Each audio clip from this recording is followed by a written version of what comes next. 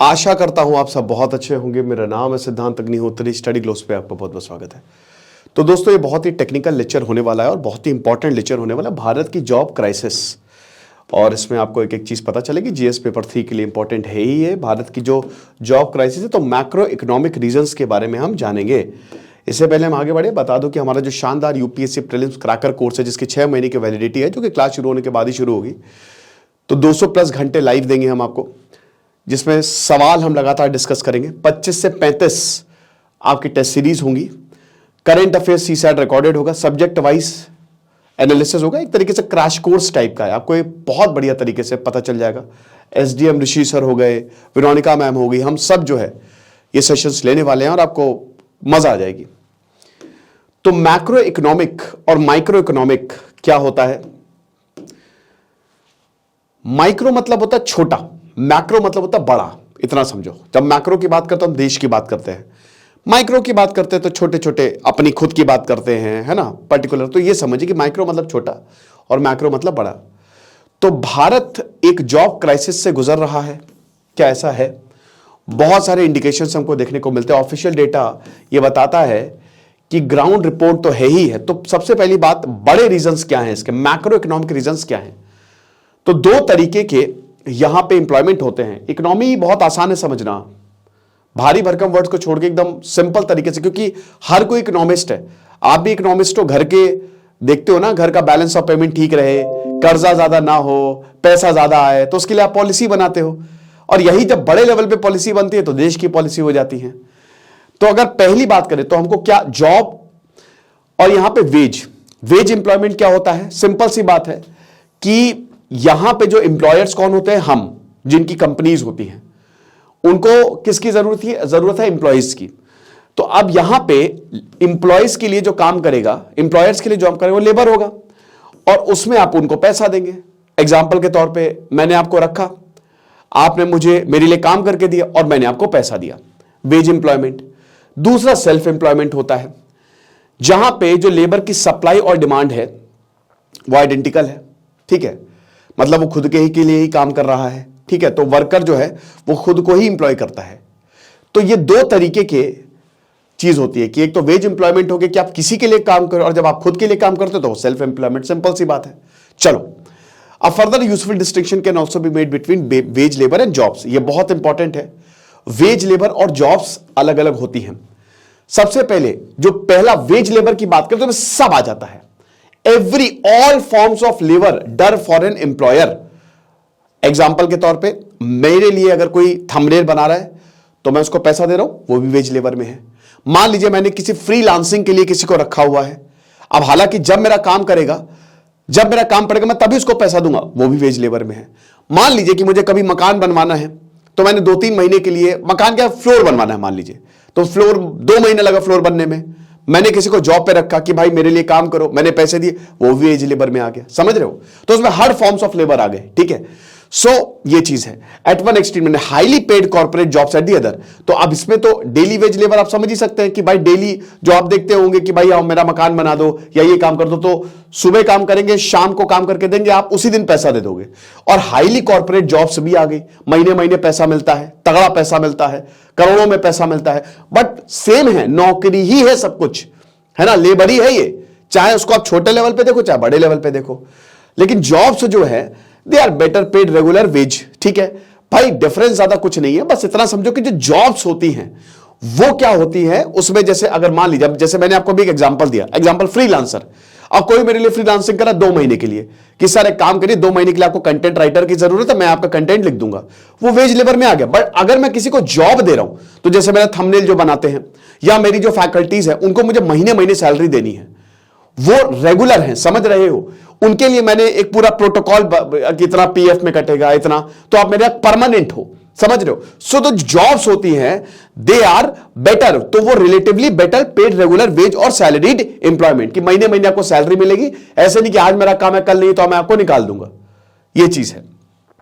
तो जितनी भी जॉब्स है, all jobs are wage labours, but सारे wage labour they can not be called jobs, है ना। फ्रीलांसर और ये वाला हमारा एग्जांपल आप देख के, तो भाई देखो पैसा तो सबको मिल रहा है, तो जितनी भी जॉब्स है वो वेज लेबर है, बट सारे वेज लेबर जॉब नहीं है। मैं जो मकान मेरा 2 महीने के लिए बना रहा है उसको मैं हर वक्त पैसा नहीं दूंगा क्योंकि मेरा काम खत्म हो गया है, बट जिसको मैंने जॉब पे रखा हुआ है, जिसको मैंने मकान देखने के लिए रखा हुआ है और जो सालों साल मकान देखेगा मेरा, उसको मैं पैसा दूंगा। समझ रहे हो? So when we speak of a job problem, we are speaking of inadequate labour demand particular for regular wage work. तो यहां पे हम जॉब प्रॉब्लम की बात कर रहे हैं। अब ये आप आगे समझेंगे, कैसे समझेंगे? देखो, हमारे यहां एक तो फॉर्मल सेक्टर है, जो जॉब सेक्टर आप इसको समझ सकते हैं। फॉर्मल सेक्टर वही कि सब कुछ आपका पेपर वर्क होता है, आईडी होती है, आपका इंटरव्यू होता है, आप ऑफिस में जाते हो, कहीं पे बैठ के जॉब करते हो आप। और दूसरा होता है आपका इनफॉर्मल सेक्टर, जिसका कोई पेपर वर्क नहीं होता है, तभी भारत की इकोनॉमी कभी खत्म हो ही नहीं सकती। इनफॉर्मल में कोई पेपर वर्क नहीं, कोई टैक्स आपको नहीं देना, कुछ नहीं देना, कि आपको आजकल बड़े रील्स भी चल रहे हैं कि इससे चाहिए कर लो, गोलगप्पे बेच लो। कहता है एक बड़ा रील चल रहा है कि भाई मैं बहुत पढ़ा लिखा हूं, मैं बहुत पढ़ा लिखा नहीं हूं इसीलिए मैं इतना पैसा कमा रहा हूं। अगर पढ़ा लिखा होता तो मैं भी 40-50 हजार की नौकरी कर रहा होता, डोसा बना रहा होता आदमी।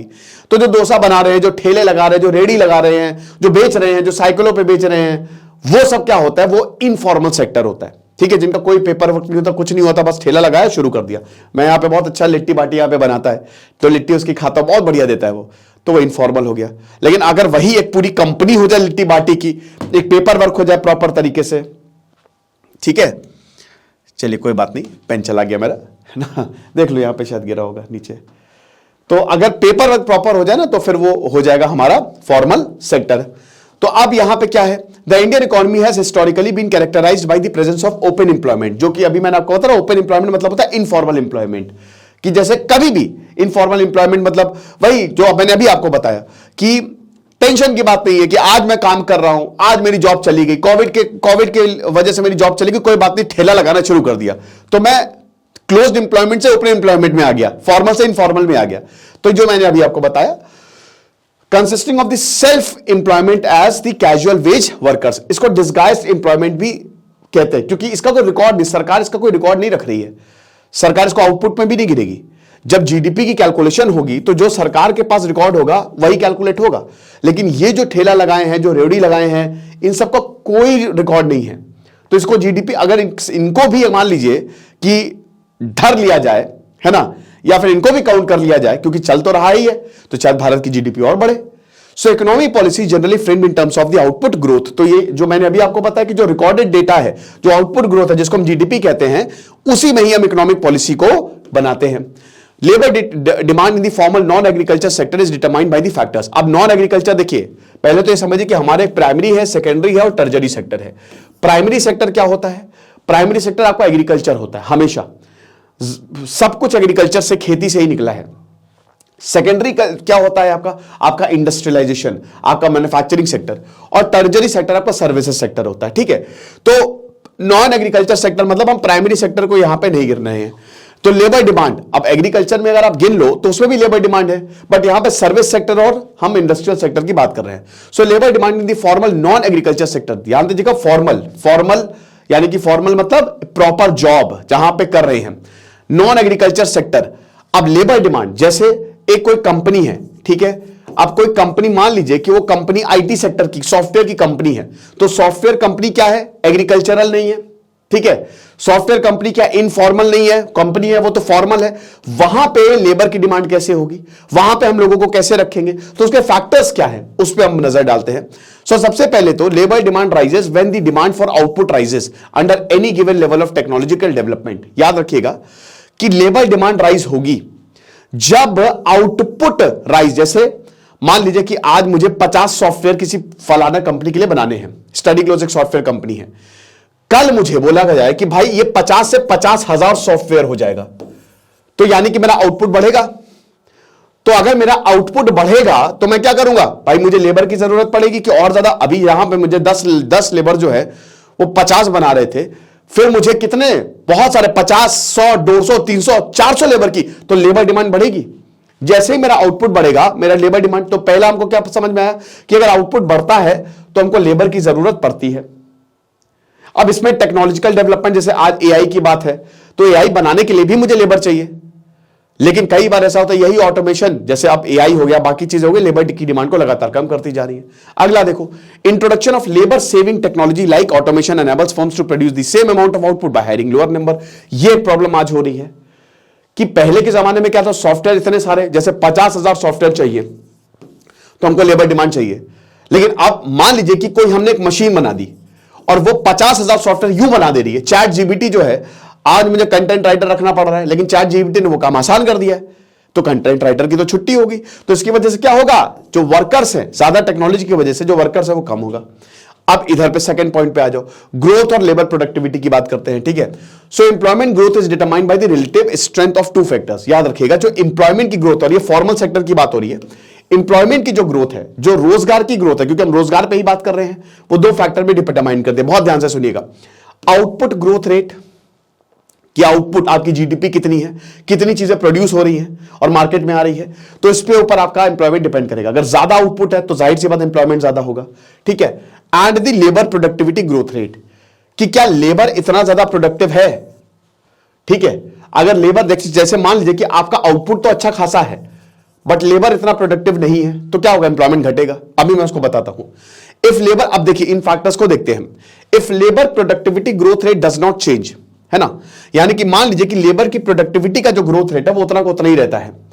Higher output growth rate increases employment growth rate, ठीक है। सो हायर आउटपुट ग्रेथ, जो आप देखिए, जाहिर सी बात है कि आपकी लेबर प्रोडक्टिविटी जो है वो उतनी ही है ना, और आपकी जो आउटपुट ग्रोथ है वो हो रही है।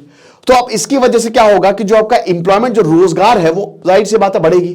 भाई सिंपल सी बात है, आपका आउटपुट बढ़ रहा है तो आपको लेबर्स की जरूरत होगी, ठीक है। यहां पे लेबर प्रोडक्टिविटी चेंज नहीं हो रही है।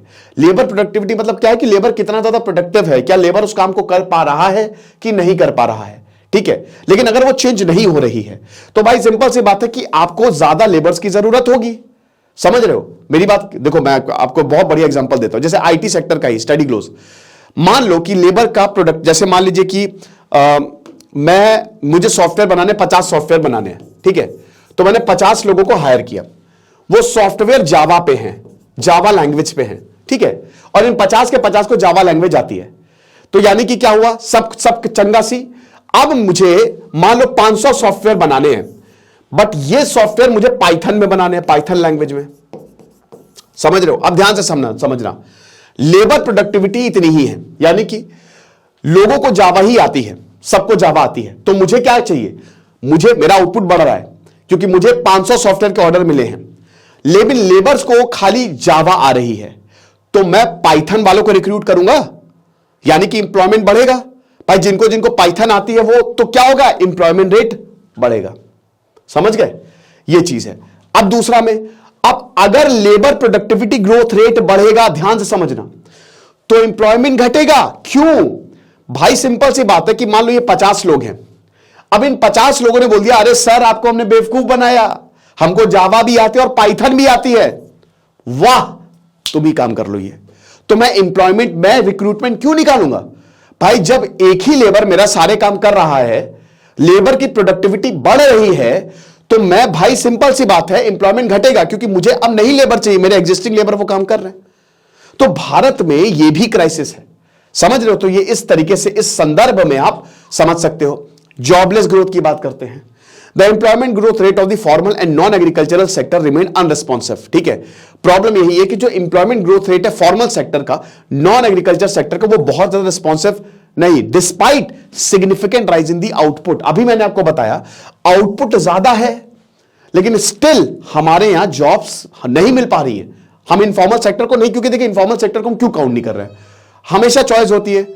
कितने लोग हैं जिनकी भाई नौकरी गई और सटासट उन्होंने कोई ठेला लगा लिया, तो उसको हम काम नहीं करें, काउंट नहीं करेंगे। हमको तो फॉर्मल सेक्टर में ही काउंट करना है ना भाई। आपकी दुनिया में इससे थोड़ी ना इज्जत होगी कि आप कितने गोलगप्पे बना रहे हो, आपकी तो इससे इज्जत होगी ना कि भाई आप कितनी गोलगप्पों की कंपनी खोल रहे हो, या क्या आप ऑटोमेशन लेके आ पा रहे हो। गोलगप्पों में भी ये चीज है। And the value added growth rate during 2000 as compare to the 1980s and 1990s, the lack of responsiveness of employment growth rate to change in output growth rate reflects a phenomena of, अब देखो कितनी बड़ी बात है कि यहां पे responsiveness है ही नहीं। The lack of responsiveness of employment growth rate to change in output growth rate, इसी को जॉबलेस ग्रोथ रेट कहते हैं। भाई कि आपका आउटपुट ग्रोथ रेट तो बढ़ रहा है, लेकिन आपकी लेबर प्रोडक्टिविटी वहीं की वहीं है, या लेबर प्रोडक्टिविटी बढ़ गई है, तो फिर it will be unresponsive. It indicates a strong connection between labor productivity, जो मैंने बताया, and output growth rate. If the responsiveness of labor productivity growth rate to the output growth rate is weak, simple सी बात है कि अगर labour productivity growth rate और output growth rate ज्यादा है, लेबर प्रोडक्टिविटी जो ग्रोथ रेट है वो कम है, तो फिर जाहिर सी बात है कि जॉब होगी नहीं, जो मैंने आपको पिछले में समझाई दिया है। अगर लेबर प्रोडक्टिविटी ज्यादा तो भी ठीक है, लेकिन तब भी वो एम्प्लॉयमेंट घटेगा। बट लेबर प्रोडक्टिविटी का कम होना ये थोड़ा सा डेंजरस होगा, ठीक है।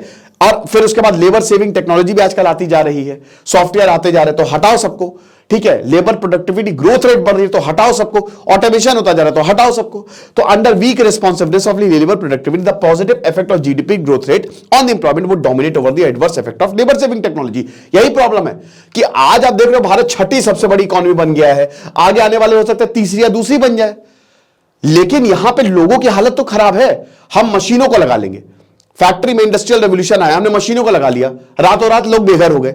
अब हम बढ़ तो गए आगे, हम नंबर 1 पे आ जाएंगे, बट लोग तो अनएम्प्लॉयड है, तो ये टेक्नोलॉजी हमेशा डोमिनेट करेगी। तो अब हम क्या करें? What should be done to address the unemployment in India? चलो देखते हैं। सबसे पहले तो नेशनल एम्प्लॉयमेंट पॉलिसी आप लेके आइए, एनईपी। स्किल पे काम होना चाहिए। देखिए अब ऑटोमेशन आ गया है तो हम कुछ कर नहीं सकते हैं, वो आपके लिए बून ही है, ठीक है, बेन नहीं है, वो आपके लिए वरदान है। बट उसको कैसे, उस वरदान को कैसे लेना है? आपको कुंभकर्ण बनना है कि आपको राम बनना है या रावण बनना है, ये आपके ऊपर डिपेंड करेगा, ठीक है। The evidence suggest that employment challenge can no longer be met only through more rapid GDP growth rate, जो कि हमने बताया। अभी मैंने आपको बताया कि जीडीपी ग्रोथ रेट से इतना फायदा नहीं है अगर लोगों को भी रोजगार नहीं है। Rather a separate policy focus is needed to addition in the focus of GDP growth rate. Such employment policy will need both demand side and supply side. कि कितनी कंपनी को सप्लाई की जरूरत है। देखिए इसमें एजुकेशन और हेल्थ बहुत इंपॉर्टेंट रोल प्ले करेगा, ठीक है। जब तक आप एजुकेशन और हेल्थ केयर और वोकेशनल और टेक्निकल ट्रेनिंग नहीं दोगे, आप जब तक स्किल्स नहीं बांटोगे, तब तक इतने सारे लोगों का ह्यूमन रिसोर्सेज होने का कोई फायदा नहीं है, क्योंकि अब दुनिया बदल रही है और हमको टेक्नोलॉजी को अडॉप्ट करना पड़ेगा। आज हर किसी के हाथ में फोन है, पर उस फोन से कुछ लोग पता नहीं क्या कर रहे हैं, कुछ लोग बहुत बढ़िया कर रहे हैं। तो आप ये समझिए। बाकी urban versions of MG NREGA, बिल्कुल आप मनरेगा जो है वो अर्बन शहरों में भी मनरेगा आप लॉन्च करो, ठीक है ना। अब इसमें इंडस्ट्रियलाइजेशन या इन्वेस्टमेंट बढ़ाओ आप। अब क्या होता है कि शहरों में भी तो होता है, कई बार हमने देखा है लेबर्स की जरूरत पड़ती है, लेकिन वो ओपन मंडी टाइप की लगती है, खुली मंडी टाइप की। बट अगर आप वहां पे एमजी नरेगा जैसी स्कीम चलाओगे तो जाहिर सी बात है डाइवर्सिफिकेशन करो और एग्रो प्रोसेसिंग इंडस्ट्रीज को लेके आओ। देखिए जितनी ज्यादा इंडस्ट्रीज होंगी, जितना ज्यादा इन्वेस्टमेंट होगा, उतनी ज्यादा जॉब क्रिएशन होगी। तो सिंपल सी बात है। तो आई होप ये लेक्चर आपको समझ में आया होगा। बहुत अच्छे से एक चीज मैंने आपको बता दी। बाकी हमारे प्रीलिम्स के कोर्स को जरूर अवेल करें। Thank you so much.